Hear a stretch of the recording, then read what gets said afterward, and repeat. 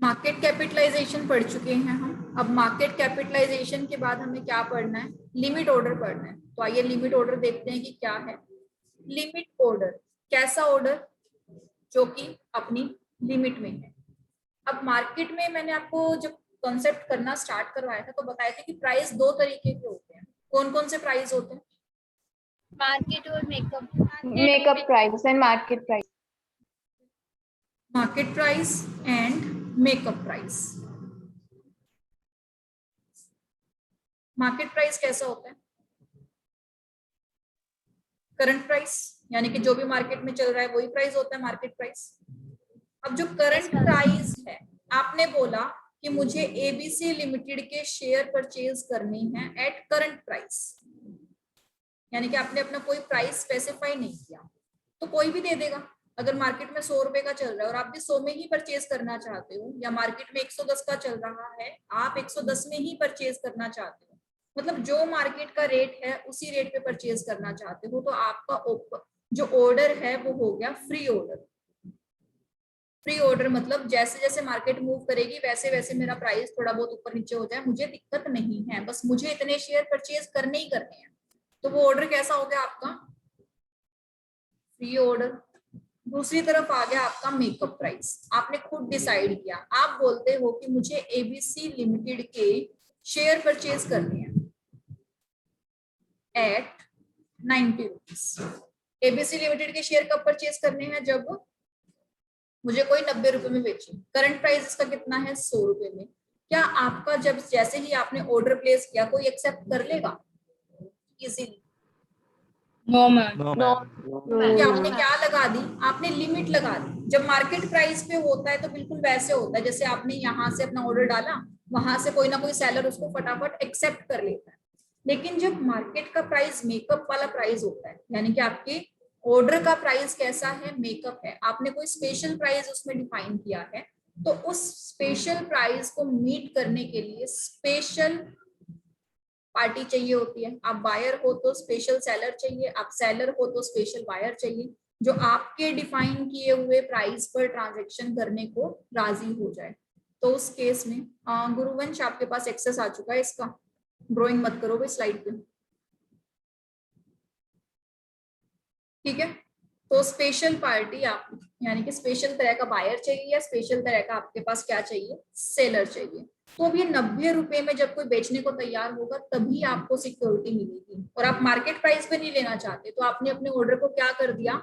Limit कर दिया कि जो मेरी टर्म्स एंड कंडीशन है वो फुलफिल होंगी तो ही मैं परचेज करूंगा, वरना नहीं करूंगा।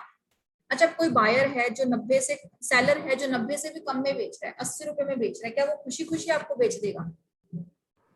Yes ma'am. Yes ma'am. बेच देगा। Yes ma'am. तो खुशी खुशी आपको बेच देगा। तो यहाँ पर आप या तो फायदा ही अपने है उसका। मेकअप प्राइस पे लोगे या अपने प्राइस से कम प्राइस पे लोगे, अपने प्राइस से हाइयर परचेज आप नहीं करना चाहते। वैसे ही सेलर होगा तो या तो अपने डिफाइंड प्राइस पे बेचेगा या उस प्राइस से ऊपर के प्राइस पे बेचेगा। क्या नीचे के प्राइस पे बेचेगा? से अब मैं यहाँ नो पे मैम। No ma'am. कोई या तो 90 में खरीदे या 100 में खरीदे तभी बेचूंगी, ऐसे थोड़े ना किसी को 80 में बेच दूंगी। तो वो ऑर्डर हो गया हमारा कैसा ऑर्डर? Limit order. तो आओ देखते हैं डेफिनेशन के साथ। लिमिट ऑर्डर मतलब एन ऑर्डर टू बाय या फिर सेल क्या? शेयर। कैसे प्राइस पे? स्पेसिफिक प्राइस पे।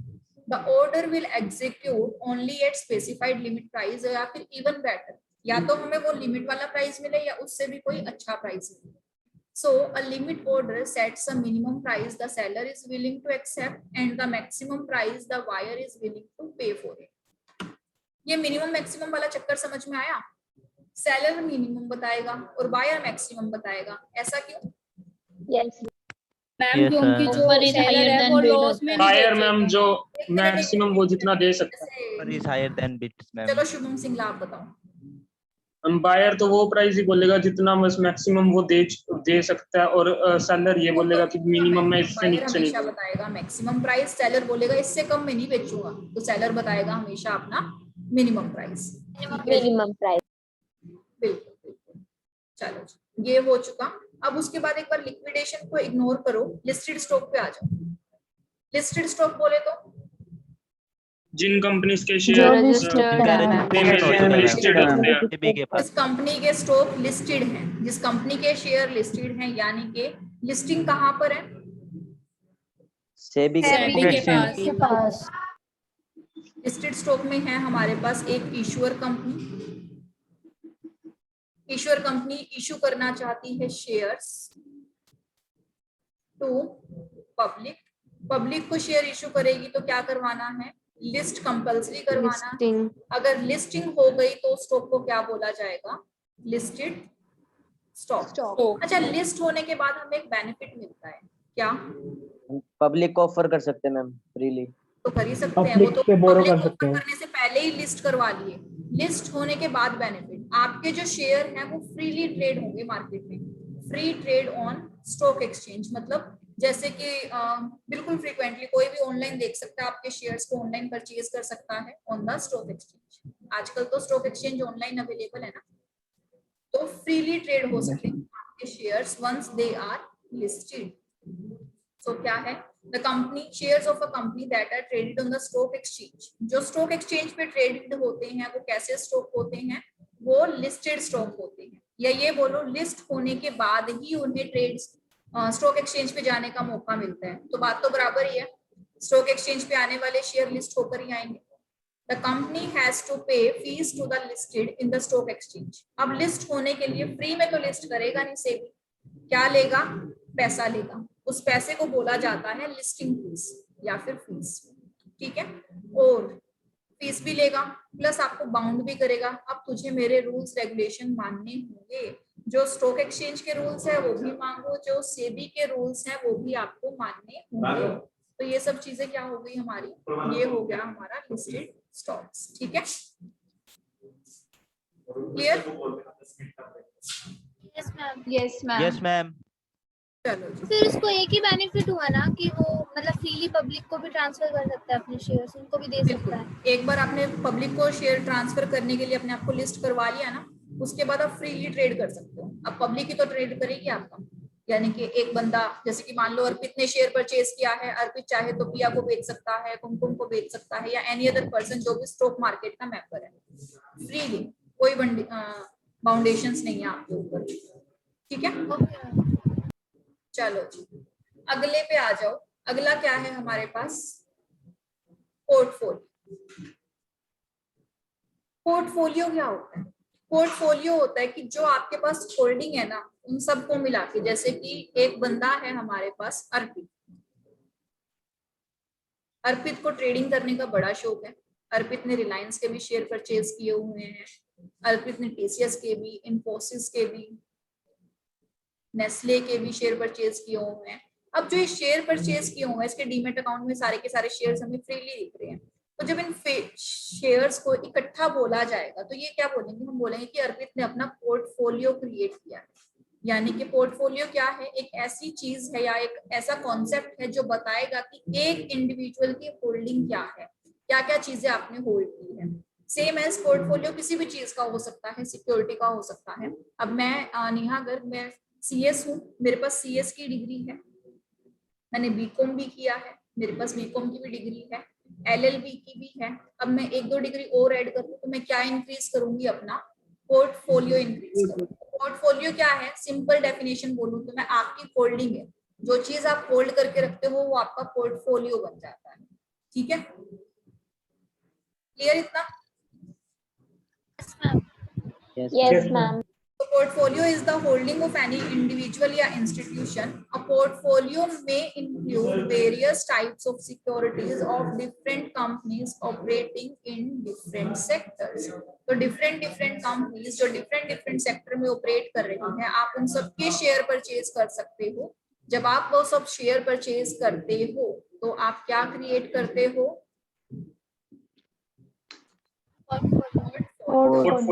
पोर्टफोलियो। ठीक है?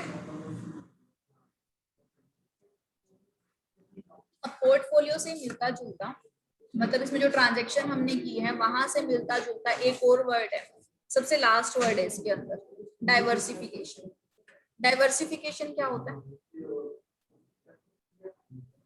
एक से ज्यादा चीजों में अपने बिजनेस को Activities, different activities. क्या एक्सपेंड है? करना मैम बिजनेस को। 1 लाख रुपए, ठीक है। अब आप इस 1 लाख रुपए को मार्केट में इन्वेस्ट करना चाहते हो। आपने सारे के सारे जो रुपए हैं वो मान लो आपने नेस्ले में इन्वेस्ट कर दिए, ठीक है। कब इन्वेस्ट किए आपने नेस्ले के अंदर?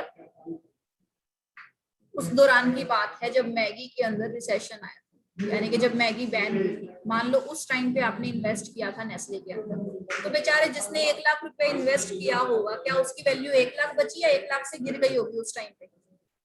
कम गिर गई होगी। कम होगी। सारा का सारा पैसा एक साथ लगा दिया, तो सारे के सारे पैसे में क्या हुआ? एक साथ लॉस हुआ। वहीं पे अगर आपने इस 1 लाख रुपए को 10-10 हजार के टुकड़ों में बांटा हो, देख लो बाकी जितने मैम भी उससे लॉस कैसे हुआ? अब 1 लाख रुपए उसने शेयर्स में इन्वेस्ट किए, नेस्ले के शेयर का प्राइस गिर गया। अब उसका जब मार्केट में देखेंगे ना पर शेयर प्राइस के अकॉर्डिंग, मान लो उसका प्राइस हो गया अब 90,000 रुपए, ठीक है। यानी कि मान लो इसने कितने 1 लाख रुपए है ना, यहाँ पर इसने 1000 शेयर खरीदे, कितने रुपए वाले? 100 रुपए वाले। तो 1 लाख का इन्वेस्टमेंट कर दिया। अब उसका प्राइस 100 से घट के 90 हो गया, 80 हो गया, 70 हो गया, तो पैसा तो लगा चुका है मार्केट में। अब जितने में शेयर बेच पाएगा उतने ही तो उसका बचा। 70 हो गया तो 70,000 का लॉस। क्लियर? Yes ma'am. ठीक है। तो इसी तरह से अगर वो इस 1 लाख रुपए को 10-10 हजार के लोट्स में बांट कर चलता, यानी कि 10 डिफरेंट लोट्स में, मान लो एक इन्फोसिस में लगाता, एक लगाता या किसमें? नेस्ले में। वैसे नेस्ले का एक शेयर भी 10,000 से ज्यादा का है, बट मान लो, मानने में क्या जाता है। एक फॉर एग्जांपल मान लो लगाता किसी भी रियल एस्टेट कंपनी में से, इंडिया बुल्स में लगाता, एक लगाता किसी और कंपनीज में, टीसीएस मान लेते हैं, ठीक है। ऐसे ऐसे अलग अलग कंपनी को अगर ये चूज करता, तो क्या उसका लॉस दूसरी कंपनी से हो जाता? क्या पता इसका शेयर डाउन जा रहा है, इसका अप जा रहा हो, इसका अप जा रहा हो, इसका अप जा रहा हो, तो अपना एक जगह से हुआ लॉस क्या दूसरी जगह से रिकवर हो सकता था? Yes, Yes, ma'am. ma'am. Yes, ना भी ma'am. होता, कम से कम ये तो होता, वहां का पैसा डूब तो नहीं रहा। जरूरी तो नहीं सारी कंपनियां एक साथ डूबेंगी, इतनी किस्मत खराब है कि सारी कंपनियां एक साथ डूबेंगी, ऐसा जरूरी तो नहीं है ना। तो हम क्या कर रहे हैं, हम अपने लॉस को मिनिमाइज करने की कोशिश कर रहे हैं। So the reducing the investment risk bye purchasing share of different companies. Clear? Yes ma'am. Yes ma'am. इसके Yes, बाद ma'am. इंटरनेट मैम इधर वो शेयर होल्ड भी तो करके रख सकता था नेस्ले के, जब बढ़ते तो बेच देता। कर सकता है। कई बार ऐसा भी होता है, हम लोगों को ये लगता है चलो मान लो ये तो बड़ी कंपनी है, इसका तो सबको था कि भाई बढ़ेगा ही बढ़ेगा, इसका ज्यादा टाइम तक लॉस में जाएगा नहीं। कोई ऐसी कंपनी होती जो शायद इतनी बड़ी ना भी होती, उसका शेयर लगातार डाउन जा रहा है। एक एग्जांपल दिया था मैंने आपको भूषण स्टील्स का, याद है? Yes, ma'am. Yes ma'am. इसके ma'am. शेयर लगातार डाउन गए, इतने डाउन गए कि 7-7, 8-8 रुपए में भी शेयर बिके हैं इसके, इवन 3-4 रुपए, 5 रुपए ऐसे शेयर्स भी गए हैं इस कंपनी के। तो बेचारे जिसने कभी शेयर 65 रुपए में, 70 रुपए में या 80 रुपए में खरीदे होंगे, उसके दिल पर क्या बीती होगी जब वो शेयर उसका 3 रुपए का बिका। हो सकता है, अटैक आ गया। हो सकती है। तो हमेशा होल्ड करना सही नहीं होता, आपको देखना पड़ता है मार्केट में कि आपको होल्ड करना है कि नहीं करना। ठीक है, चलो। एक इंटरनेट ट्रेडिंग, क्या होता है इंटरनेट ट्रेडिंग? नए जमाने के बच्चे हैं सारे के सारे, इसको तो पता ही। Online media. Online buying and selling करना। सामान Buying मंगाना and selling. ऑनलाइन ट्रेडिंग करना। Internet trading is a platform in which by using internet as medium you can do trading. अब इंटरनेट ट्रेडिंग आपकी होती है स्टॉक्स के लिए, यानी कि शेयर सेल परचेज कर सकते हो। तो सेबी ने ये फैसिलिटी अपने इन्वेस्टर्स को अलाउड की है। तो अब कोई भी बायर जो कहीं पर भी बैठा है, देश के किसी भी कोने में बैठा है, क्या वहां से शेयर परचेज कर सकता है? Yes ma'am. Yes, ma'am. बल्कि ग्लोबलाइजेशन के बाद तो आप दूसरी कंट्रीज में भी बैठकर शेयर परचेज कर सकते हैं, राइट? Yes ma'am. बिल्कुल। तो ये सारा इन्वेस्टमेंट आपको कैसे मिला? आपको इंटरनेट ट्रेडिंग से मिला। और इंटरनेट ट्रेडिंग सेबी ने अप्रूव की थी तब जनवरी 2000 के अंदर। आपके पास क्वेश्चन क्वेश्चन आएगा तो इस लास्ट लाइन से आएगा कि इंटरनेट ट्रेडिंग सेबी के पास कब अप्रूवल दी है और कब अप्रूव की सेबी ने। क्लियर? मतलब मैम 2000 से पहले जो ये शेयर्स हैं वो कागजों की फॉर्म में मिलते थे, 2000 से मिलने लगे हैं इलेक्ट्रॉनिक फॉर्म में। कागजों के फॉर्मेट में बिकते थे। स्टॉक एक्सचेंज में जाकर पहले एप्लीकेशन लिख कर आओ, फिर उसको बेचो, साइन वगैरह करके आओ, उसके बाद आपके डॉक्यूमेंट सर्टिफिकेट एक्सचेंज होते थे। बाद में ऑनलाइन बिकने लगा सब कुछ। मैम जो दूसरी मैम ये company ऑर्डर रूटिंग सिस्टम क्या है? एक मिनट। हाँ बताओ आप।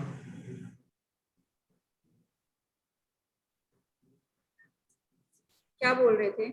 Root traders order to exchange trading system, ये वाला? Ma'am order routing system. यही वाला route traders Yes, order ma'am. To exchange trading system. वापस आ जाओ अपनी एबीसी लिमिटेड के पास। ये बात है उस समय की जब 2000 आया नहीं था, यानी कि 2000 से पहले की बात है, ठीक है। अब यहाँ पर जब आप कंपनी को, यानी कि इसके जो शेयर होल्डर्स हैं उन्हें शेयर बेचना है, इस बंदे को मान लो शेयर्स बेचने हैं, 100 शेयर बेचने हैं, तो ये पहले पर्ची भरेगा कि मुझे 100 शेयर बेचने हैं, एक एग्रीमेंट बनाएगा, किसको बेचने हैं, सामने वाले बंदे का नाम लिखेगा, फिर इसको जमा करा के आएगा स्टॉक एक्सचेंज के पास। अगर आपकी कंपनी क्या है, लिस्टेड है, तो ये स्टॉक एक्सचेंज को वेरीफाई करेगी, साइन वगैरह वेरीफाई करेगी, उसके बाद क्या करेगी, ओके देगी, ठीक है। फिर अब ये सिस्टम कैसा हुआ, ऑनलाइन में कन्वर्ट हो गया, यानी कि इसका नाम क्या हुआ आपका, एक्सचेंज ट्रेडिंग सिस्टम। अब एक्सचेंज में क्या हुआ, यहाँ पर ऑनलाइन एक प्लेटफॉर्म बना दिया गया। अब मैं यहाँ पर एक स्क्रीन बना रही हूँ, क्योंकि ऑनलाइन प्लेटफॉर्म तो कैसे बनाऊंगा यहाँ पे। अब स्क्रीन के इस तरफ हमारा बैठा है बायर और स्क्रीन के उस तरफ हमारा बैठा है कौन, सेलर। जैसे ही बायर ने स्क्रीन पे डाला कि मुझे इतने शेयर परचेज करने हैं, सेलर ने देखा, इसने ओके कर दिया। अब जैसे ही इसने ओके किया तो बायर ने जो पेमेंट किया वो ऑटोमेटिकली चली जाएगी सेलर के खाते में, और सेलर ने जो पेमेंट किया, जो शेयर्स की डिलीवरी दी, वो ऑटोमेटिकली चली जाएगी किसके खाते में, बायर के खाते में। तो इस तरह से क्या हुआ, जो भी ऑर्डर स्टॉक एक्सचेंज के पास आता है, अब वो उसको फिजिकली नहीं, मतलब ऑनलाइन मेड से, एक्सचेंज ट्रेडिंग सिस्टम के मेथड से ही सॉल्व कर देगा। अब आपको वो बार बार पर्चियां लिखने की जरूरत नहीं है, ऑनलाइन सिस्टम का नाम है, ठीक है। Okay ma'am. चलो जी, इंटरनेट ट्रेडिंग से ऊपर आ जाओ, आईपीओ। आईपीओ किया? Ma'am yes ma'am. मैम जैसे जो दूसरी कंट्री होती है IPO कर उसको लिया शेयर मैम। हमारी कंट्री में सेल करनी है, तो मैम वो थोड़ी सेबी से लिस्टेड कराएगी। कंपनी की दूसरी कंट्री की कंपनी है, उसको हमारे इंडिया में शेयर सेल करने हैं। Yes ma'am. बच्चे उसके लिए ना थ्रू आईडीआर नहीं करेगी? इंक्लूड हो जाएगा। जैसे हमने बताया था यहाँ पर एक तो ऑप्शन होता है एडीआर, या तो वो एडीआर जीडीआर वाले फॉर्मेट से आए, या फिर अगर नॉर्मल कंपनी बनानी है तो उसको पहले इंडिया में कंपनी लिस्ट करवानी पड़ेगी, यानी कि इंडिया में पहले कंपनी रजिस्टर करवाएगा, सेबी के पास लिस्ट होगा, तब जाके शेयर बेच पाएगा। ऐसे नहीं अलाउड, हम अपनी कंपनियों को अलाउड नहीं करते, बाहर वाले को भी करेंगे।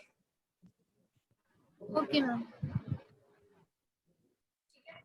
आईपीओ पढ़ा था हमने? Yes, ma'am. Yes ma'am. चलो मानसी कंसल आप बताओ आईपीओ में। Yes, ma'am. Mansi ma'am Kansal, जब हम फर्स्ट टाइम जनरल पब्लिक को शेयर इशू करते हैं। जब हम फर्स्ट टाइम जनरल पब्लिक को शेयर इशू करते हैं तो क्या होता है? मैम उसको आईपीओ कहते हैं। आईपीओ कहते हैं, ठीक है। यानी कि इनिशियल पब्लिक ऑफरिंग, पहली बार जब पब्लिक को ऑफर दिया जाए, ठीक है जी। उसके बाद अगला टॉपिक है हमारे पास इंडेक्स। जनरल लैंग्वेज में बोले तो इंडेक्स क्या होता है? इंडेक्स इंफॉर्मेशन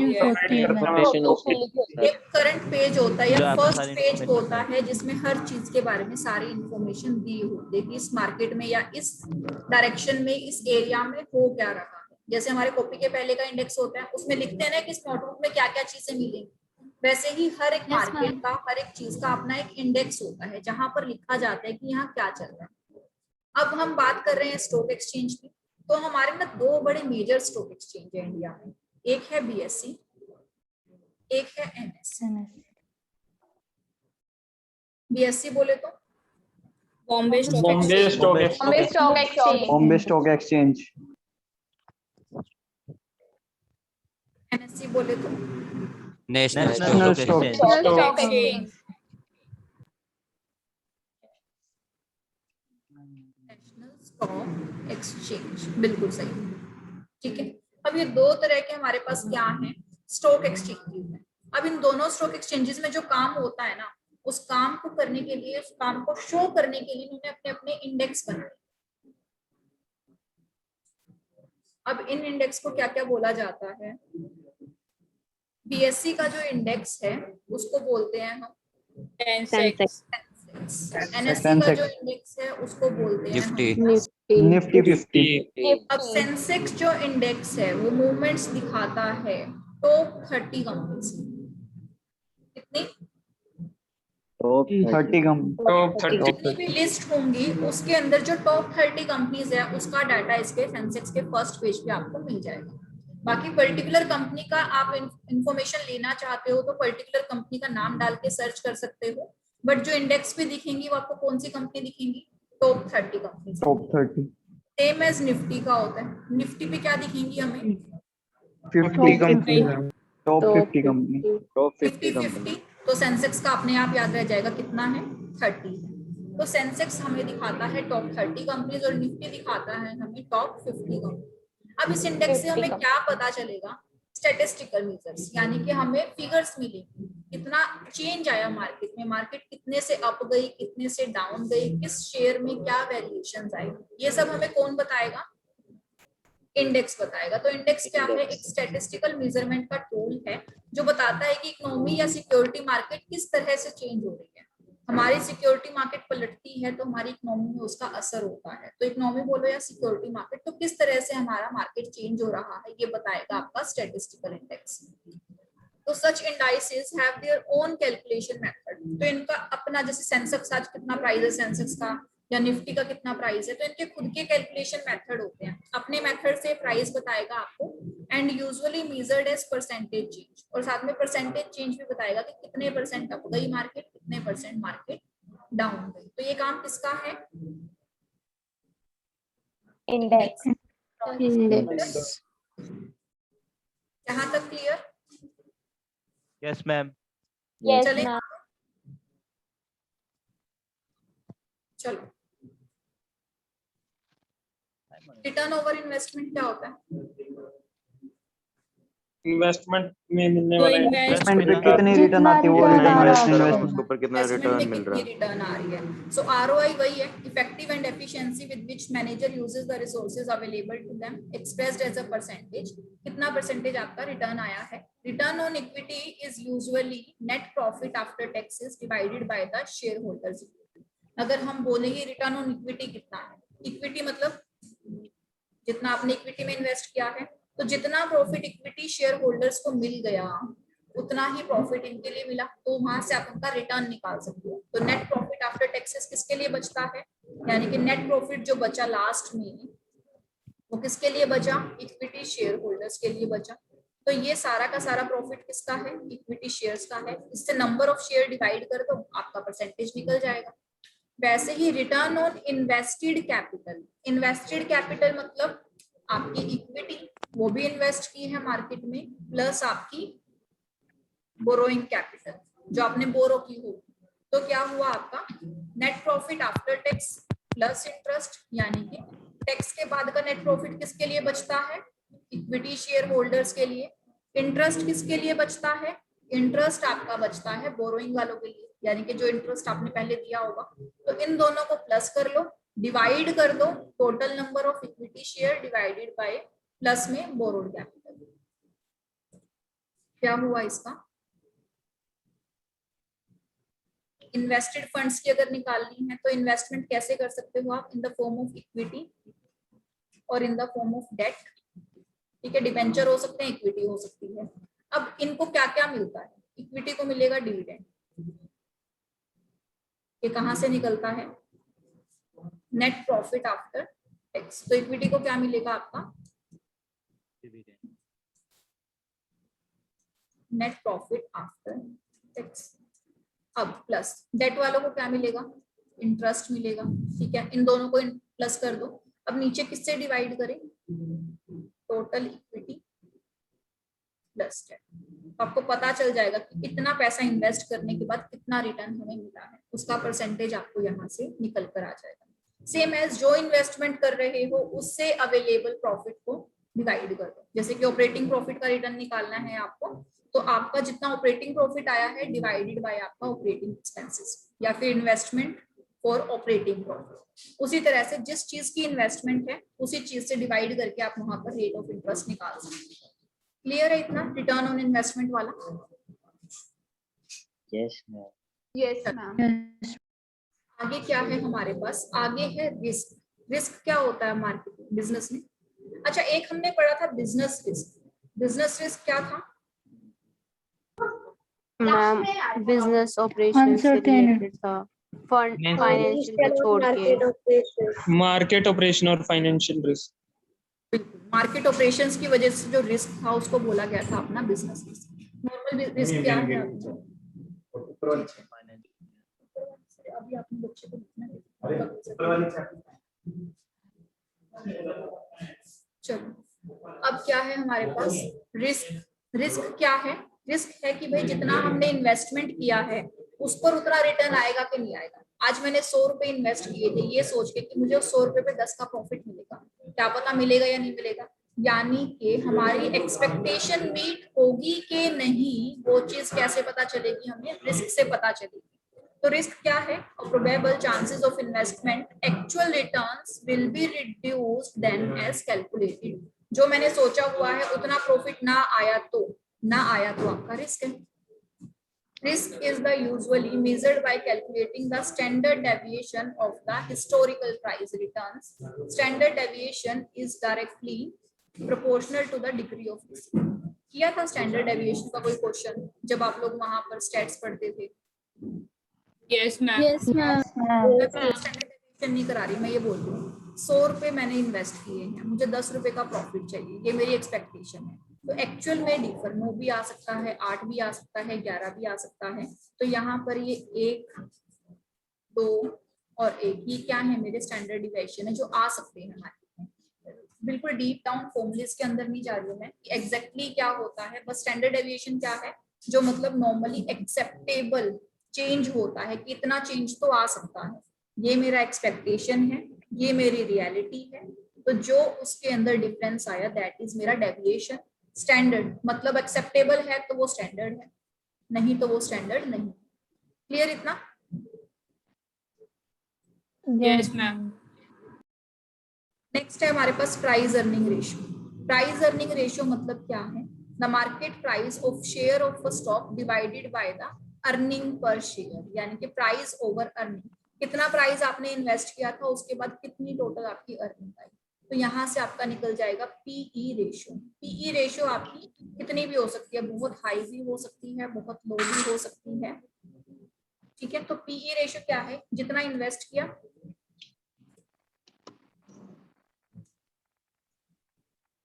मान लो आपने शेयर इन्वेस्ट किया था 100 रुपए का, प्राइस जो था उसका, आज के टाइम में जो आपकी अर्निंग आ रही है उससे मान लो आपकी अर्निंग आ गई फॉर एग्जांपल 150 रुपीज। अब ये अर्निंग तो किस पे बेस्ड है? कंपनी के डिविडेंड पॉलिसी पे बेस्ड है। क्या पता आपकी कंपनी लॉस खा के भी डिविडेंड देती है, अगर लॉस खा के भी डिविडेंड देती है तो पीई रेशियो जो है आपका वो एक्चुअल पोजीशन नहीं दिखा सकता किसी भी कंपनी की, बट फिर भी कैलकुलेट करते हैं कि इतना प्राइस लगाने पर कितनी अर्निंग आपकी आती है।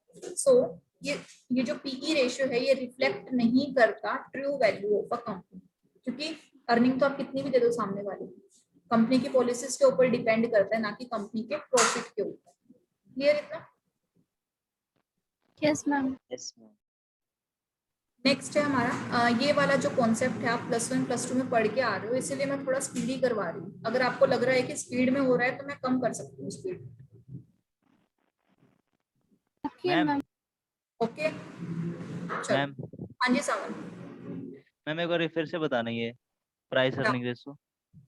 प्राइस अर्निंग रेशियो, जितना आपने प्राइस पे किया एक शेयर का, यानी कि मार्केट प्राइस क्या है आपके शेयर का, उसको डिवाइड कर दो अर्निंग से, यानी कि प्रॉफिट पर शेयर कितना है, पर शेयर प्राइस डिवाइडेड बाय पर शेयर अर्निंग, तो वहां से निकलेगी आपकी PE ratio.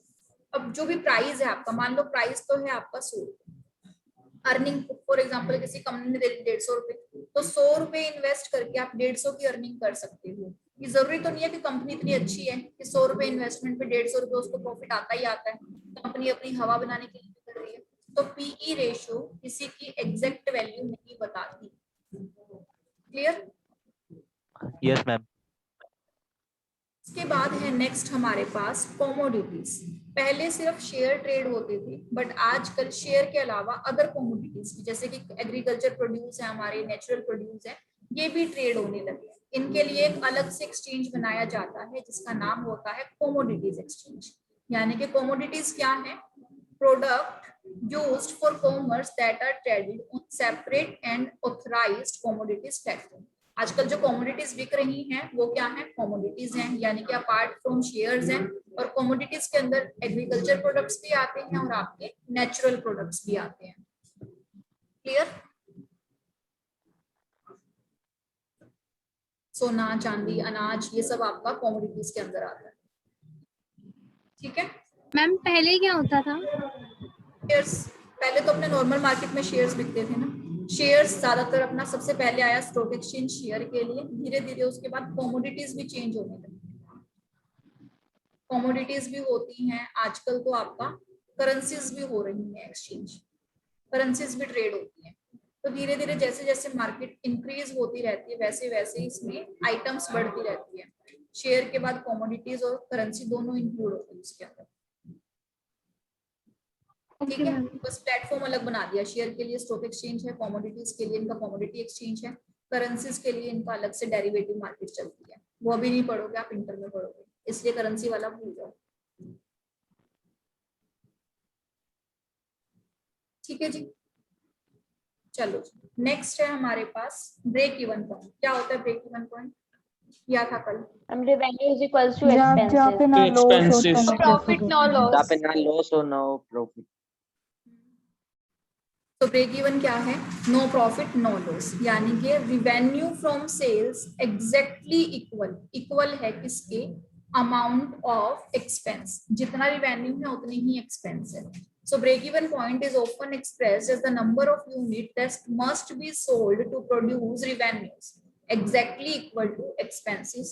So sales above are the break-even point, produce a profit, and below produce a loss. यानी कि 100 रुपए का मेरा खर्चा है, अगर 100 रुपए रिवेन्यू है तो ना तो प्रॉफिट है ना लॉस है। लेकिन 100 रुपए मेरा खर्चा है, मेरा रिवेन्यू है 90 रुपए, 10 रुपए का लॉस आ गया। 100 रुपए मेरा खर्चा है, रिवेन्यू है 110 का, तो 10 रुपए क्या आ गया? प्रॉफिट आ गया। Profit. तो हमारा ब्रेक इवन कब आएगा? जब हम 100 के खर्चे पे 100 रुपया कमाएंगे।